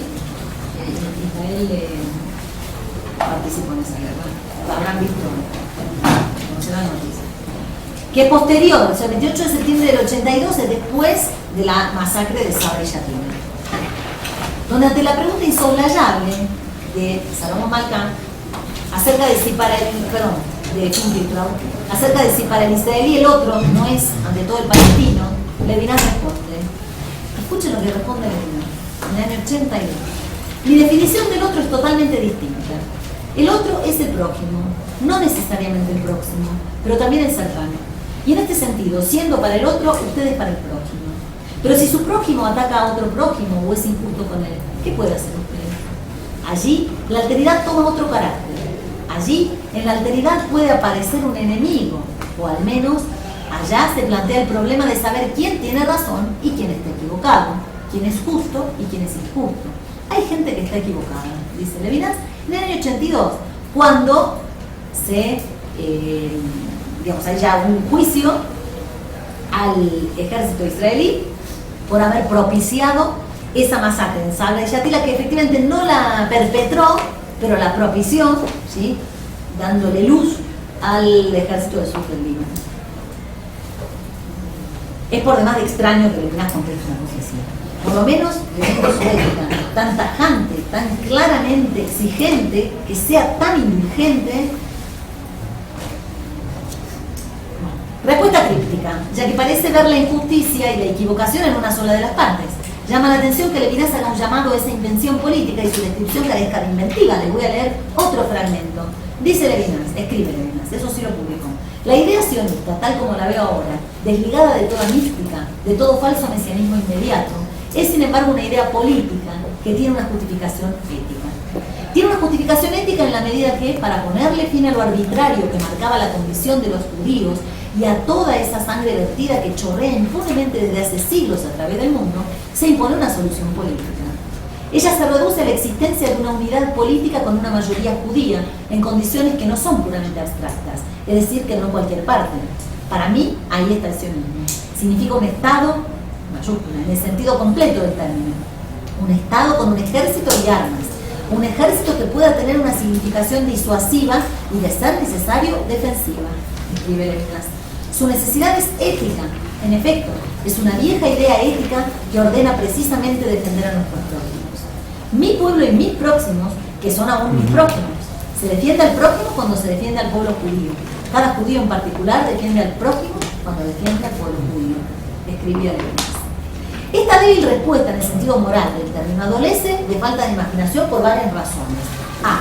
Levinas entiende que ser mayoría es una necesidad. Este ha sido un elemento muy discutido por Buber dentro del movimiento sionista. El filósofo del diálogo, al plantear la idea binacional, sostenía que habiendo sufrido el estatus de minoría en la diáspora, era inmoral tratar de volverse una mayoría que gobierne a una minoría. Los cálculos malthusianos que hoy permiten hablar de limpieza étnica en Palestina rozan de manera cómplice lo dicho por Levinas. B. Que el sionismo signifique, cito a Levinas, un Estado en el sentido completo del término. Fin de la cita. También ha sido objeto de discordia en el seno del movimiento sionista. La complicidad, la responsabilidad del gobierno israelí en los hechos de Sabra y Shatila no le dan la razón a la corriente carente de imaginación política que planteaba como única solución la importación irrestricta a Medio Oriente del modelo europeo de Estado-Nación. El mismo modelo que no había tenido cabida para los judíos era replicado en un territorio extraño, ¿sí? Que daba para otro tipo de invención política. Y sé que la vieja idea ética, como dice Levinas, que ordena defender a nuestros prójimos, se resume en un ejército. Por más que provenga de una guerrilla que se dio a sí misma el nombre de Haganá, que quiere decir defensa en hebreo, es por decirlo menos extraño. Parece provenir de una preocupante pereza de la imaginación política de Levinas. Estos son solo algunos de los elementos que preocupan cuando Levinas aproxima su implacable ética a los escarceos políticos. Es preocupante porque su pensamiento ético, ligado de manera radical con la moral profética, es minado por él mismo que lo había expresado con una claridad meridiana. Hay momentos en que Levinas parece sucumbir ante las presiones políticas institucionales, para el mismo que decía que las instituciones matan, ¿no? Cuando se olvidan de nada, para las cuales fidelidad es sinónimo de connivencia, traicionando así su propia ética. Sin duda, en el texto de la entrevista mencionada hay una advertencia contra quienes anteponen la tierra a los libros, que según él son los que sostienen a nuestras almas. Pero de una moral heterónoma sin condiciones como la levinasiana se espera un abordaje político sin concesiones. Que el hombre Levinas haya elegido no hacerlo no afecta a los alcances de su pensamiento. Ojo, no vayan a pensar que yo construí la primera parte para destruirla toda. Estas críticas no cancelan de ninguna manera la promesa del orden de lo político que anida en la ética levinasiana, sino que son de invitación a la tarea de leer la promesa a la luz de la imaginación política. Por su parte, Buber, que murió en 1965 y no estuvo para la Guerra de los 6 días, que fue en el 67, ni para la de Líbano en el 82, en Israel se hacía oír en 1947 que en consonancia con su ética y su política dialógica, decía: la realización en ambos lados puede garantizarse en el marco de una entidad sociopolítica binacional común, dentro de la cual cada pueblo ordene sus asuntos específicos y ambos juntos se ocupen de los asuntos comunes a los dos. Nadie se tiene que preocupar cuántos hay de cada lado. No es una cuestión malthusiana. La exigencia, dice Buber, del Estado árabe y la del Estado judío en la totalidad de la tierra de Israel, ambas entran en esa categoría del más político, del deseo de conseguir más de lo necesario. Él dice que como un economicismo que se apodera de la política y que hace que en los nacionalismos se pida más de lo necesario, ¿sí? Ya no es una economía que satisface el consumo solamente, sino que, bueno, la que estamos nosotros, ¿no? Que induce un consumo desmedido y innecesario. Eso se contagia en el orden político y se llama nacionalismo. Para Buber, los principios morales de los profetas, provenientes de una sensibilidad social radical que ponía en jaque a las ambiciones del rey y sus complicidades con el sacerdote, constituían el antídoto para una hipertrofia política. Él estaba convencido de que un Medio Oriente pacífico, es decir, para Buber, el núcleo social no podía ser olvidado nunca en la política. Y es lo que se olvida, ¿sí? Es aquello que la institución termina matando. Él estaba convencido de que un Medio Oriente pacífico era una necesidad de todas las naciones del mundo y no solo de algunas potencias. Se trataba de evitar el espíritu militarista prevaleciente en el nuevo Estado. Buber cita un versículo de Nehemías donde dice: con una mano trabajaban en la obra y con la otra tenían asida un arma. ¿Sí? Eso dice la Biblia. Dice Buber: así es posible construir una muralla, pero no una linda casa y mucho menos un templo. Los reclamos de Buber y sus compañeros del movimiento sionista, socialista y Hud se referían a situaciones concretas, y este activismo en aras de la paz y la justicia fue ejercido hasta sus últimos días. Por ejemplo, en reclamos a favor de los refugiados árabes, de respeto a sus tierras, de la posibilidad de su retorno. También contra la militarización de la región. Esto lo enfrentaba frecuentemente con el primer ministro David Ben-Gurión y con los políticos profesionales. Esta política, atravesada de mil maneras por la ética, se manifestaba como una de las formas del socialismo, del cual, para el autor de Caminos de Utopía, existían dos: Uno que se impone desde arriba, que es uniforme, y el otro que surge desde abajo, que se nutre espontáneamente en una comunidad real, en el sentido de Landauer, compuesta por formas plurales de asentamiento. Dice Buber: creo que la decisión entre ambos tipos de sociedad y socialismo es la más importante a la que se enfrentarán las próximas generaciones de la especie humana. Buber confiaba en el experimento de las granjas colectivas, los kibbutzim de Israel, que sucumben en la atmósfera neoliberal. Sin embargo, esta constatación histórica no invalida las proyecciones de su pensamiento político. Si bien el dialogismo buberiano no alcanza la infinita exigencia de la heteronomía levinasiana, en la traducción al plano político se muestra más fiel a la ética heterónoma que su impulsor. Por ejemplo, en el texto Pongamos fin a las palabras vanas, inicia con una reflexión acerca de la característica que posibilita la guerra total. Cada una de las partes está convencida de que ha sido víctima de un ataque y que su guerra es en defensa propia. ¿Sí? ¿Quién va a decir voy a atacarte? Todo el mundo dice yo me defiendo. Allí mismo Buber escribe: ya basta, pongamos fin a las palabras vanas. La verdad es que nosotros empezamos con el ataque, entre comillas, por las vías de la paz, cuando comenzamos a infiltrarnos en el país. Lo iniciamos porque estábamos forzados a hacerlo, ¿sí? Los echaron de Europa, para darle nuevamente a nuestro pueblo una vida independiente, provechosa, una vida merecida. Y como esto no podía lograrse a largo plazo, excepto por un acuerdo con el otro pueblo, todo dependía de nuestra capacidad de mostrarle al otro pueblo, claro, no con palabras, sino con hechos, que a fin de cuentas nuestro ataque no era tal, esto es, desarrollando en él ese mismo sentimiento de comunidad de intereses. Estas palabras de Buber están pronunciadas desde un lugar vulnerable, parecen estar precedidas de la palabra perdón y así encarnan la responsabilidad para con el otro. La definición del sujeto, ¿sí? la caracterización más importante del sujeto en totalidad, de otro modo que ser, es la vulnerabilidad, ¿sí? Es exposición a ser herido. Por eso el epígrafe de Pascal, de que el lugar, anunciar que este es mi lugar bajo el sol, es una forma de la usurpación. Entonces, para iniciar un diálogo, si vamos a hablar y vamos a darle un poco de crédito a las palabras de los políticos que hablan de diálogo, ese diálogo tiene que empezar por una escucha, porque tenemos dos oídos y una sola boca. Pero la lógica estratégica no permite mostrarse débil ante aquel otro que desde la otra orilla es un hombre que también tiene miedo. La razón estratégica no tolera la razón ética.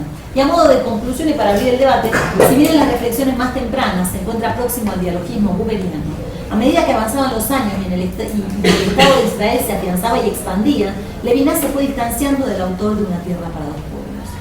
Las diferencias filosóficas se fueron tornando divergencias políticas, al punto de situarse en las antípodas del pensamiento político de Buber. Creo que más allá de las posturas políticas incompatibles, el diálogo debe continuar entre Buber y Levinas, entre ética y política, a fin de que el lenguaje roto de la Realpolitik vuelva a significar, esto es, hacer escuchar las diferencias a fin de dejar advenir la paz. Para que la paz sea posible en Palestina e Israel, será necesario partir con el lenguaje de la radicalidad de la ética levinasiana en su exigencia implacable hacia el yo, para dar paso hacia la imaginación política buberiana. En otras palabras, la escucha levinasiana en la erupción del otro debe obligarme de manera ineludible a la hospitalidad, es decir, es necesario con Buber dar una respuesta moral a la exigencia de justicia, interpelación política concreta del otro, que con Derrida podríamos decir es cualquier radicalmente. Bueno, hasta acá tenemos 15 minutos para preguntar. ¿Está todo claro?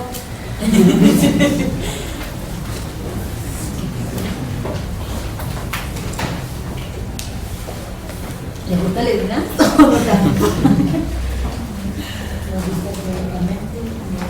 Bueno, es que yo tengo ahí una observación, me parece muy interesante, no solo por Levinas, sino también un poco la trayectoria heideggeriana, ¿no? Al momento de, alguna manera, hacer prácticas, hacer práctico el pensamiento, ¿no?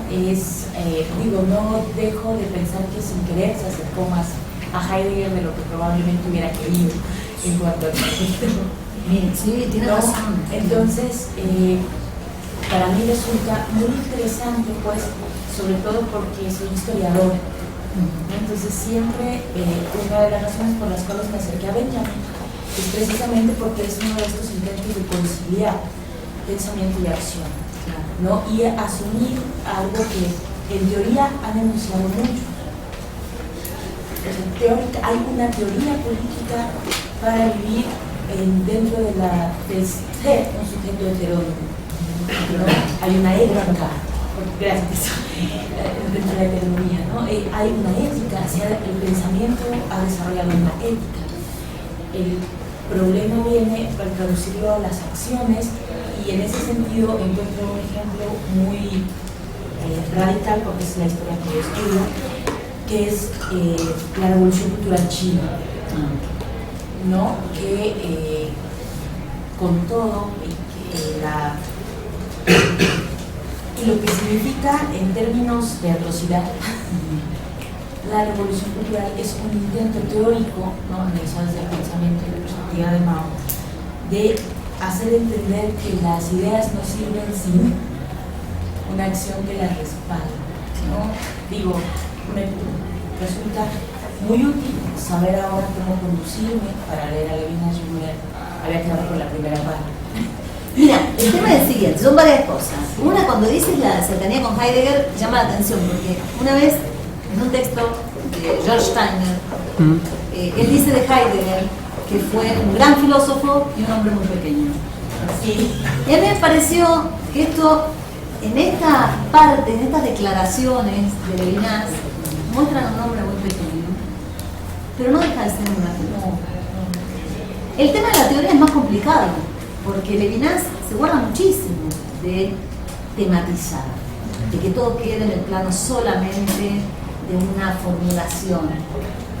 Justamente él apela al decir y a toda esa parte corporal, ¿sí?, que yo creo que eso es lo que lo sigue salvando. O sea, no te vayas con este último sabor, porque encima de todas las acusaciones que yo tengo por ser un caso de autoodio, me parece que estaría siendo injusta con Levinas. O sea, la persona Levinas, bueno, tenía sus limitaciones y sus fidelidades institucionales. Deja un legado que, como todo legado, va mucho más allá de lo que uno cree que hereda a los demás. Aunque él sabía mucho lo que estaba heredando, pero si bien él quiso cuidarse y decir, bueno, yo de política no voy a hablar y me quedo con mi liberalismo político, no el económico, el político, su ética va a seguir interpelándolo, ¿sí? Y si la persona, en paz descanse, ¿no?, porque murió en el 96, no quiso, no solo no quiso aplicar esa ética a una cuestión política donde hubiera demostrado la coherencia así, que pudo demostrar Buber o que pudo demostrar también Leibovitz. No es que no hay filósofos judíos que se atreva a decir algo, ¿no? Al contrario, ¿no? Claro que los hay, y vivían ahí en la tierra de Israel, en Palestina. Pero bueno, Levinas está esa limitante, pero yo no lo dejaría en pura teoría, porque no es pura teoría, porque yo creo que esto tiene que ver con una cuestión del legado, ¿no?, de la herencia. Y les voy a contar otro midrash, otra de esta historia talmúdica. Dicen que estaba Dios poniéndole las coronitas a la Torá. Si vieron los rollos de la Torá, tienen las letras, pero tienen como unas coronitas dibujadas muy bonitas. Y entonces Moisés ya está un poco impaciente, son 40 días arriba, y le dice, ¿para qué haces esas coronitas? Y le dice Dios, es que va a haber un hombre muy sabio en el futuro que va a saber interpretarlo. Y entonces le dice, ¿quieres ver? Sí. Bueno, entonces va, dice, voltea y ve a Rabbi Akiva, ¿sí?, que está enseñando la Torá. Están los alumnos ahí dispuestos según el saber, las primeras filas se sientan los que saben más y los que van a saber menos. Y entonces Moisés se sienta en la octava fila, ¿no? Y entonces escucha la clase y uno de los de la primera fila le dice a Rabbi Akiva, ¿y tú de dónde sabes esto? Y le dice Rabbi Akiva, esto me llegó por la halajá, es decir, la ley, que le ha sido otorgada a Moisés en el Sinaí. Es decir, Moisés me lo transmitió. Y Moisés no sabe cómo le transmitió eso. Y bueno, el resto no se lo cuento porque si no se va a ver muy triste, ¿no? Pero esta es la cuestión de la herencia. Uno cree que cuando se pongan ejemplares ustedes con sus hijos, van a ver que uno da el ejemplo con aquello que no quiere ser, ¿sí? uno transmite mucho más, y el ejemplo de estos psicóticos de Raguán es maravilloso. Le recomiendo mucho este libro que se llama La locura de Wittgenstein. Levinas, y bueno, las limitaciones de la persona, la grandeza de su pensamiento, que sí, a diferencia de Heidegger, digamos, tiene una exigencia ética y una proyección política que promete más. Entonces quedémonos con esa promesa ahí. Está como el dicho, ¿no? Que dice, haz lo que yo digo, no lo que yo hago. Claro, sí. Sí. Bueno, pensando un poquito en América Latina, que es también parte de nuestro curso, ¿no? La teoría del sistema mundo, América Latina como mundo, las situaciones geopolíticas. Pienso en Paulo Freire, gran educador, que se espeja en la cultura, la relación yo-tú, relación dialógica, y una de sus 28 obras escritas, Educación como práctica de libertad, habla de la relación dialógica, de la relación profesor-alumno, donde dice que la palabra se construye el mundo. Por la palabra sí, se construye el mundo. Claro, se construye el mundo, sí. La relación profesor-alumno, esta relación mutua, donde el profesor también enseña, mas el profesor también aprende con el alumno, no es una relación bancaria, por tanto una relación de educación no bancaria.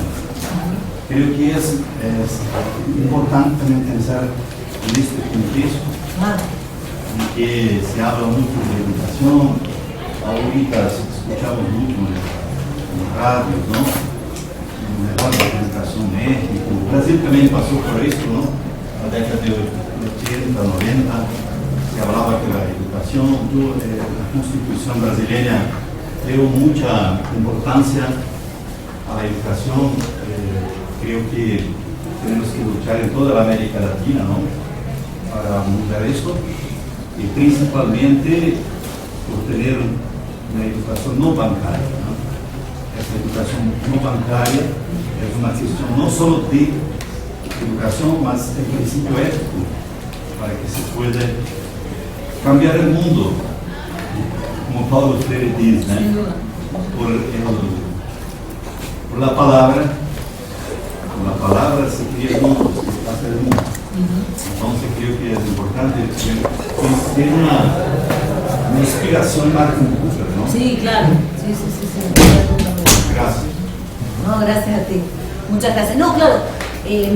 Cuando Buber dice, yo sí que hay una parte en la que Buber dice que el problema de Palestina e Israel no es un problema local, es un problema mundial. Hay resonancia de eso acá, pero de una manera notoria, y esta prelación del otro, de la que habla Levinas y con la que empezamos el curso, diciendo, bueno, hubo que dar la palabra a otro antes de empezar todo esto, ¿no? Y la palabra del otro que a la vez abrir para atrás, a esos otros, ¿sí? Es la promesa y el compromiso de un diálogo de otro tipo, ¿sí? Un diálogo en serio, como lo plantea Buber, ¿sí? Ya dejando de toda esta coquetería de Levinas de querer separarse tanto de Buber, digamos, darle el impulso de la exigencia de la ética levinasiana para fortalecer esa política buberiana que fue dicha, digamos, con toda la letra. Sí. ¿Sí podría hablar un poquito más de la relación entre Levinas y Benjamin del mesianismo? Del mesianismo. Bueno, la concepción del tiempo viene en ambos de Rosenzweig y de toda esta idea deformada del tiempo que se describe en La estrella de la redención, ¿no? Donde cuando Benjamin critica la concepción del tiempo como homogéneo y vacío, ¿sí? Está criticando una idea burguesa del tiempo, que se relaciona también con esa noción estrecha que hace Jamel Esquine, que Blanchot la llama burguesa también, de responsabilidad. La responsabilidad del historiador benjaminiano está directamente relacionada con esta idea, ¿sí? Con esta raíz ajara, ajera, por, ¿sí? Que aquí detallamos, y habla de un sujeto heterón. El historiador benjaminiano es heterón, ¿sí? Él no decide, no es un historiador oportunista que va y dice, ay, ¿cuál es el tema que no se ha trabajado? ¿Cómo me podría ganar, ¿sí? un espacio en el FMI? No dice eso el historiador, sino que hay algo que lo llama, ¿sí? un acontecimiento pasado que lo vuelve rehén, ¿sí? Y por el que él tiene que responder. Entonces, por eso Benjamin, bueno, hablo de la tesis 9, no hablo de la tesis 1, ¿no? Con el enano jorobado ahí abajo de la mesa moviendo los hilos, porque el verdadero jugador que podría salvar la situación en ese juego de ajedrez, ¿no? En ese momento político espantoso, ¿sí? En el que el único que iba a poder hacerle frente al hitlerismo, que es el comunismo, pacta con él, ¿sí? En ese momento dice, bueno, es el jugador, pero está narcotizado, ¿sí? Por eso el narguile en la boca, y entonces, bueno, tiene que moverse este enano impresentable que es la teología, que de ningún modo es teología en el sentido habitual del término, no es la disciplina teológica el enano benjaminiano, no, es este principio extrañante y heterónomo, la teología benjaminiana. Por eso cuando él habla de lo mesiánico, lo mesiánico tiene que ver con esta posibilidad de un tiempo u otro, ¿no? Con tiene que ver con la imaginación política, tiene que ver con la sensibilidad, sobre todo, dicho en términos de Levinas, ¿no? De poder dejarse interpelar y responder ante ese pasado que reclama. Pero esto, a mí les quiero contar esto. Una vez, yo en el año 2001 me fui a Guatemala y tenía que dar un curso, elegí dar Benjamin, entre otros autores, Levinas, y fui con la tesis de filosofía de la historia y empecé a enseñarlo. Y yo no sabía que entre los estudiantes del curso había mucha gente que trabajaba en la Fundación de Antropología Forense. Y que cuando fui y leí esa cosa tan extraña, esa parte tan extraña de la tesis 6, si no me equivoco, donde dice que los muertos no están a salvo del enemigo, ¿sí? Siempre es una cosa que a nosotros nos cuesta entender. ¿Por qué los muertos no están a salvo del enemigo? Y en Guatemala la gente lo tenía clarísimo, ¿sí? Por esa concepción de la muerte, por esa relación que tienen los vivos con los muertos, por todo ese proceso de trabajo de antropología forense, que es tratar de encontrar la verdad de la situación en la que murió una persona que dice la versión oficial que murieron por catástrofes naturales, y hay que demostrar en qué medida fueron asesinados y víctimas de un genocidio, ¿sí? Esa gente, que además en sueños se comunica con sus muertos sin ningún tipo de prejuicio como el que tenemos nosotros, le parecía, le faltaba nada más la palabra, ¿no? La palabra del tiempo lleno, no la conocían la palabra del tiempo lleno, conocían la experiencia del tiempo lleno, ni más ni menos. Conocían la experiencia de este reclamo de los muertos para hacer justicia hacia el pasado. Nosotros, en esta línea del tiempo, solemos pensar que, bueno, lo pasado está pisado, que, bueno, sobre lo que ya aconteció, suelen decirnos todo el tiempo eso, ¿no? Miremos para adelante, el futuro, ¿no? Y bueno, no habrá futuro si no somos capaces de hacernos cargo de aquello que pasó, y hacernos cargo de aquello que pasó no significa que nosotros efectivamente somos los causantes, sino responsabilizarse de una manera veraz, que es la manera económica. Y me gusta que, bueno, igual en esta parte de la escucha de Levinas, que siempre estar escuchando al otro, Levinas propone caminos para comenzar a construir, por así decirlo, lo otro junto al otro. Por esto lo digo porque con Freire y todo el principio dialógico, me gusta que en comunidad la escucha, estar en diálogo, pero para construir lo nuevo. Pero Levinas, que está haciendo mucho hincapié en el escuchar al otro, es para construir algo junto al otro en esta, bueno, creo que por la reciprocidad a lo mejor se aleja, no sé, pero sí propone algo. No, él no propone nada práctico, pero sí ejerce la docencia y sí le apuesta a la enseñanza. Para él, el lugar de la ética es lo que la acompañante decía teórico, que no es justo de todo, porque no es pura especulación. Teoría, y no se olviden que es contemplar, ¿sí? Las palabras, o sea, la metáfora ideológica, como dice Levinas, ¿sí? Que es la metáfora óptica, ya Nietzsche la había criticado, y Levinas le da un golpe fuerte, ¿no? Y hace prevalecer de algún modo, sin desechar obviamente la metáfora óptica, porque la palabra idea proviene de denker, theorein es contemplar, especular, tiene que ver, reflexionar, todas esas palabras son del campo óptico, ¿no? Levinas no las desecha, pero va a hacer prevalecer la escucha por sobre esta parte más activa que es la de la vista, ¿no? La escucha es como más, está más expuesta, ¿sí? Así como el tacto, la escucha está más expuesto a la lectura. No hay una propuesta concreta ni un programa de nada en Levinas. Sí hay un hacer coherente en la enseñanza y bueno, hay unas declaraciones lamentables en el político que ya hablamos, ¿no? Pero no, claro que no es Google ni es Facebook, pero sirve mucho, ¿no? Para fortalecer a Luego Freire, ¿sí? Entonces sí hay que leer a Levinas para eso, pero bueno, nunca, ojalá, uno termina una tesis cuando uno se da cuenta que el filósofo que trabajó, que lo fascinó durante un montón de tiempo, en algunas cosas hay algo que no hizo. Lo primero que hay que hacer es preguntarse qué derecho tiene uno a reclamarle al otro que haga aquello que uno tiene que hacer. Eso es lo primero. Entonces, bueno, mal haría yo en decirle, ay, ¿vieron qué mal Levinas?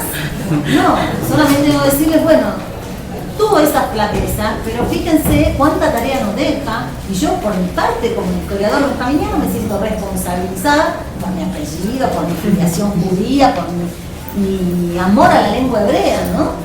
Y a los textos bíblicos, de hacerme cargo de eso y dar a la ética levinasiana un eco en otra dirección. Bueno, les agradezco, seguimos.